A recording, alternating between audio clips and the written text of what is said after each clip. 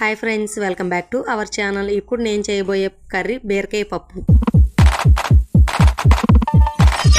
ఇప్పుడు మనం బీరకాయ పెసరపప్పు తయారు చేయడానికి కావాల్సినవి పెసరపప్పు, బీరకాయలు నీట్గా చెక్కు తీసుకొని ముక్కలుగా కోసుకొని పక్కన పెట్టుకోవాలండి. తర్వాత స్టవ్ వెలిగించి ఒక గిన్నె పెట్టుకొని 2 టేబుల్ స్పూన్ ఆయిల్ అయితే వేసుకొని పోపు దినుసులు వేసుకొని జీలకర్ర, ఆవాలు, పచ్చెనగపప్పు, ఉల్లిపాయలు, పచ్చిమిరపకాయలు, ఎల్లుల్లిపాయలు, కరివేపాకు వేసి పోపునైతే బాగా దోరగా ఫ్రై చేసుకోవాలండి. తర్వాత మనం ముందుగా నానబెట్టుకున్న పెసరపప్పునైతే వేసుకోవాలి.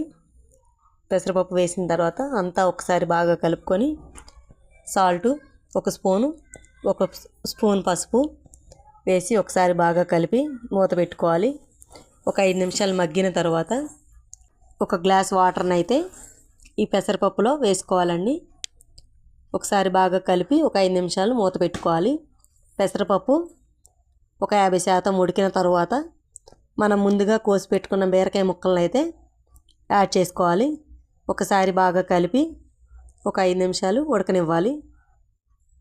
బాగా బీరకాయ ముక్కలు కూడా బాగా మెత్తగా అయ్యాక మనకు రుచికి తగ్గట్టుగా ఉప్పు చూసుకొని ఉప్పు అయితే యాడ్ చేసుకోవాలండి.